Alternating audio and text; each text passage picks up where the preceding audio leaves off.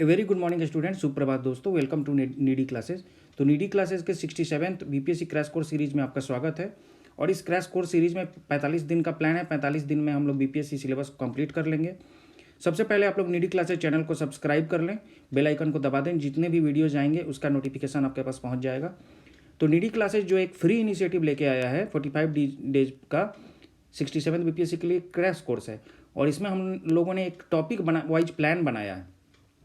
उसमें बीपीएससी के सिलेबस के आधार पे एक टॉपिक का लिस्ट तैयार किया गया है। उसका एक शेड्यूल डेट है कि इस दिन ये कंप्लीट कराया जाएगा।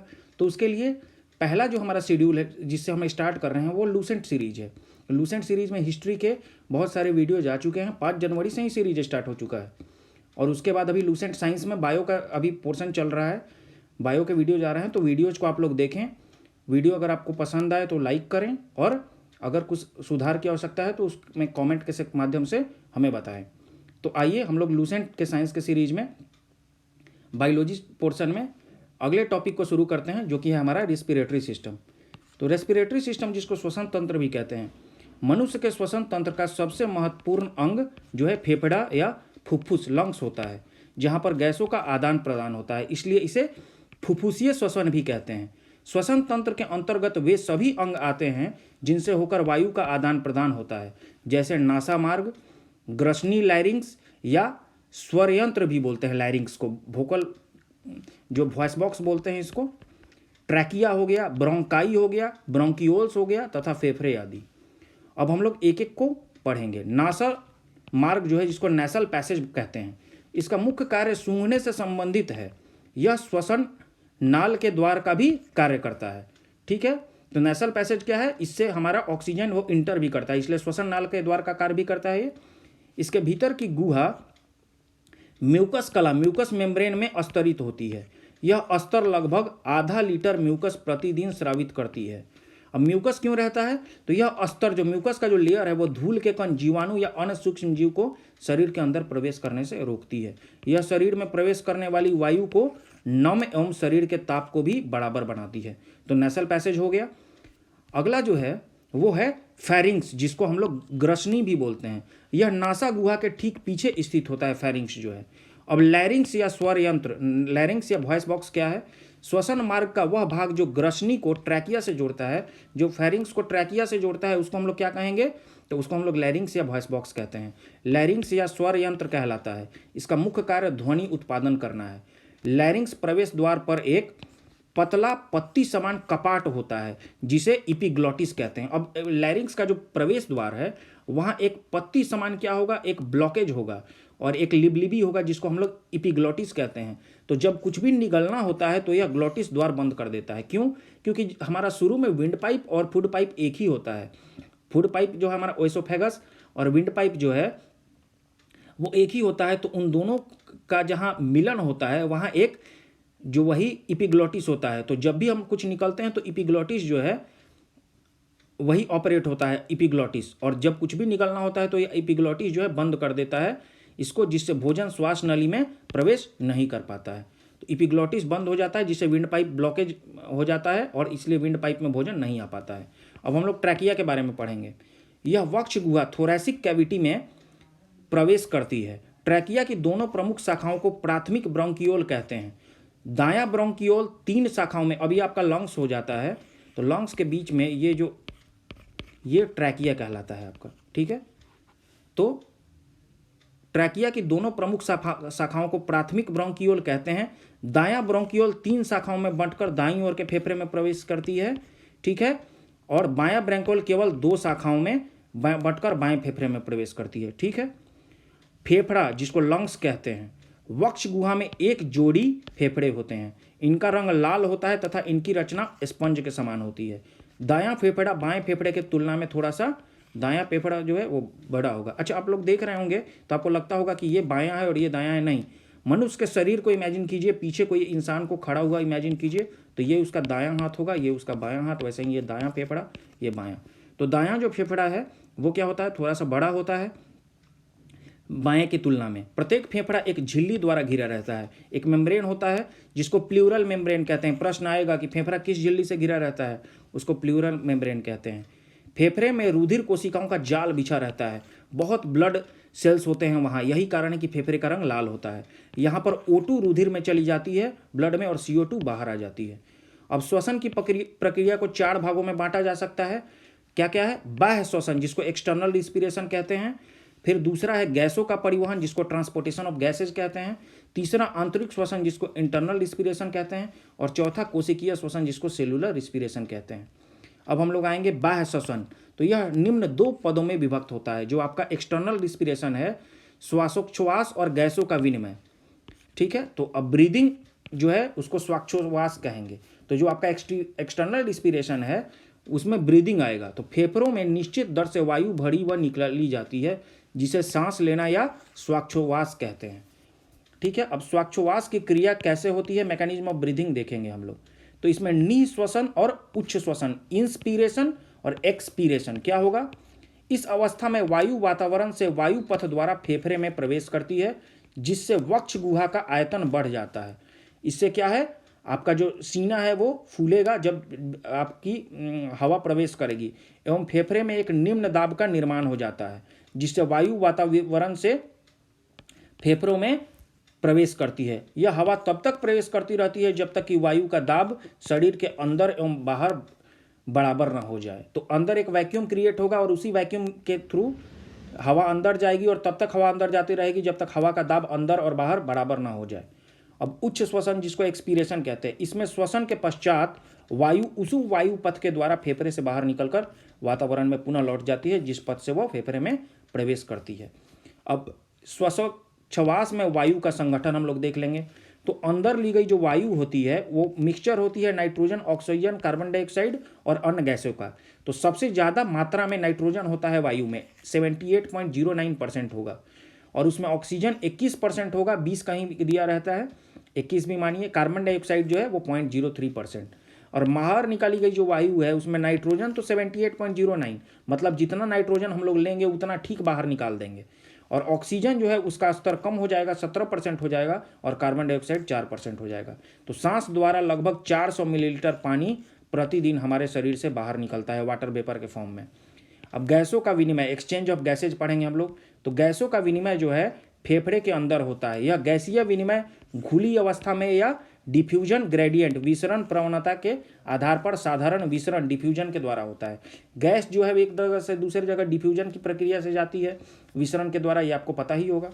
और फेफड़े में ऑक्सीजन तथा कार्बन डाइऑक्साइड गैसों का विनिमय उनके दाबों में अंतर के कारण होता है। प्रेशर जब भी वैरी करेगा तभी गैस एक जगह से दूसरे जगह जाएगा, और इसी को बोलते हैं, प्रेशर को हिंदी में दाब कहते हैं। तो दाब का जब अंतर होगा तभी गैस का विनिमय होगा।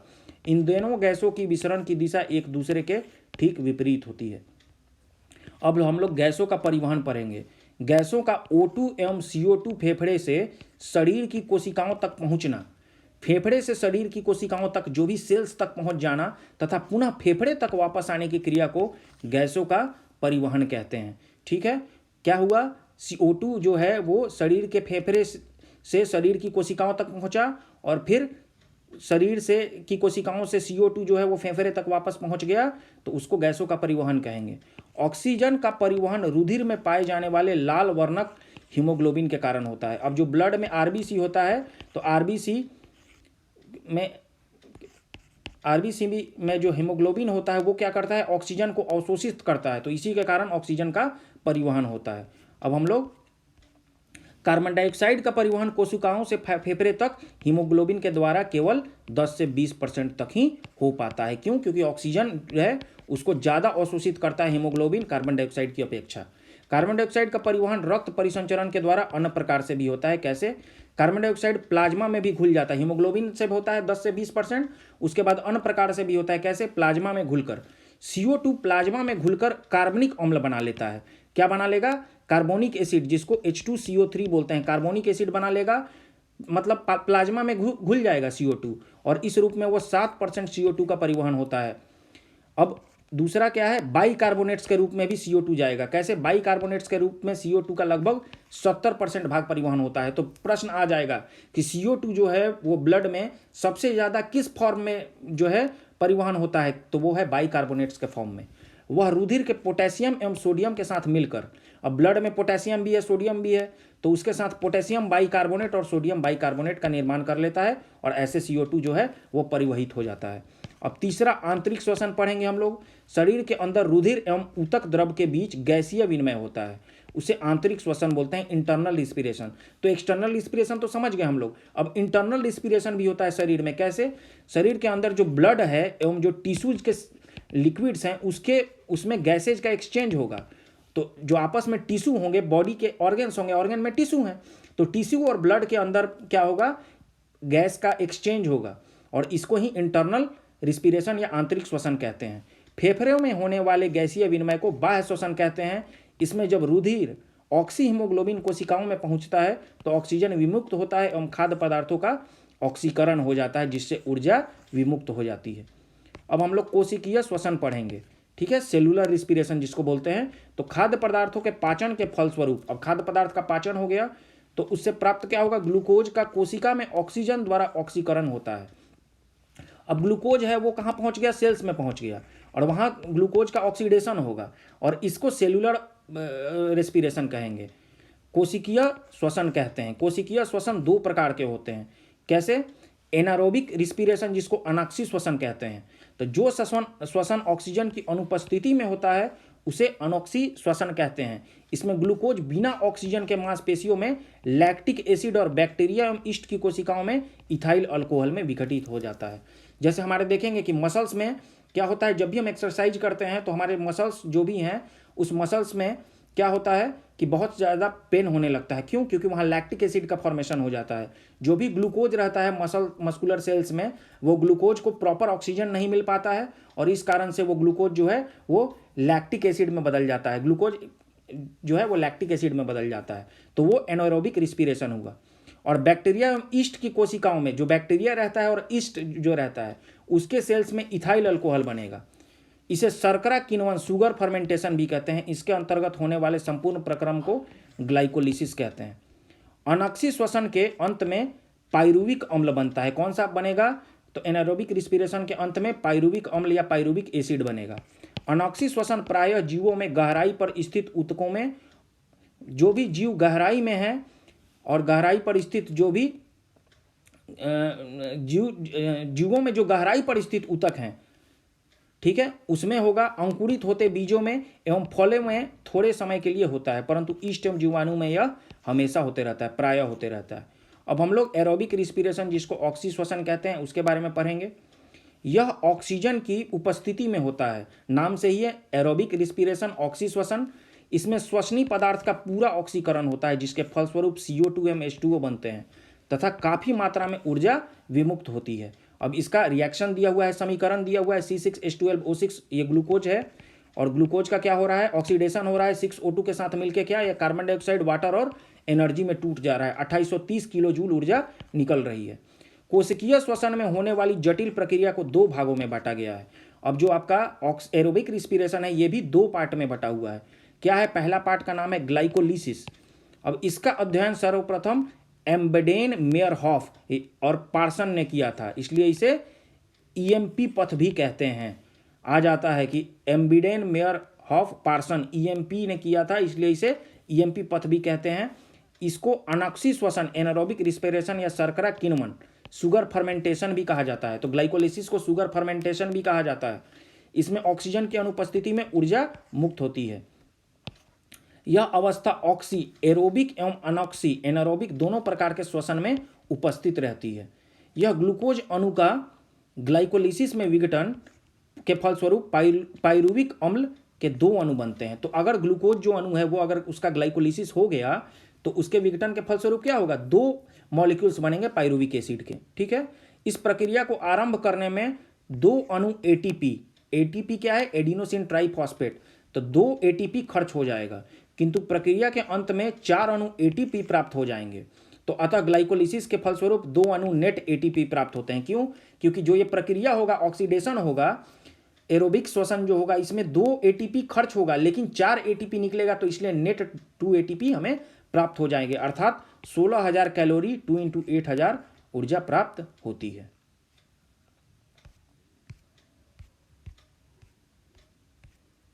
अब ग्लाइकोलाइसिस में ऑक्सीजन की आवश्यकता नहीं होती, अतः यह प्रक्रिया अनॉक्सी श्वसन एनारोबिक एवं ऑक्सी श्वसन एरोबिक में भी एक समान। तो ग्लाइकोलाइसिस में ऑक्सीजन नहीं चाहिए, तो यह एनारोबिक में भी हो सकता है और एरोबिक भी में भी हो सकता है, और इसीलिए इसमें जो प्रोडक्ट है वो क्या है, पाइरुविक एसिड है, पाइरुविक अम्ल है। इसमें हाइड्रोजन के 4 परमाणु बनते हैं जो NAD को 2NADH2 में बदलने में काम आता है। हाइड्रोजन के 4 एटम्स आ जाएंगे यहाँ, और इसीलिए NAD जो है वो 2NADH2 में बदल जाएंगे। ठीक है, अब हम लोग एक क्रेब्स साइकिल पढ़ेंगे। क्रेब्स चक्र बहुत इंपॉर्टेंट है। इसका वर्णन हैंस क्रेब ने सन 1937 ईस्वी में किया, और इसको साइट्रिक अम्ल चक्र या इसको क्या बोलेंगे, साइट्रिक अम्ल चक्र बोलते हैं, या ट्राइका वर्किस लिक चक्र भी कहते हैं। ट्राइका वॉक्सिक लिक या ट्राइका वर्किस लिक चक्र भी कहा जाता है। यह माइटोकॉन्ड्रिया के अंदर विशेष एंजाइम की उपस्थिति में होगा। कहाँ होगा ये, माइटोकॉन्ड्रिया के अंदर होगा विशेष एंजाइम की उपस्थिति में। ADP के 2 अणु ATP के 2 अणु में बदल जाते हैं। तो हम लोग जानते हैं कि माइटोकॉन्ड्रिया में ATP एनर्जी मॉलिक्यूल रिलीज होते हैं। इस चक्र में हाइड्रोजन के 2-2 परमाणु 5 बार मुक्त होते हैं। तो 2-2 एटम्स कितने बार मुक्त होंगे, 5 बार। पूरे चक्र में 2 अणु पाइरुविक अम्ल के होते हैं, अतः कुल 6 अणु कार्बन डाइऑक्साइड के बनते हैं। तो जो पूरा चक्र है उसमें 2 अणु पाइरुविक एसिड के बनेंगे, और इसलिए कुल जो है 6 मॉलिक्यूल्स जो हैं वो CO2 के बन जाएंगे। हमारे तंत्र में अधिकतम ATP अणुओं का निर्माण जो क्रेब्स चक्र के दौरान होता है। तो सबसे ज़्यादा ATP का निर्माण प्रश्न पूछ देगा कि सबसे ज़्यादा ATP का निर्माण किस साइकिल में होगा, तो क्रेब्स साइकिल में होगा। अब ऊर्जा का उत्पादन हम लोग पढ़ेंगे, प्रोडक्शन ऑफ एनर्जी।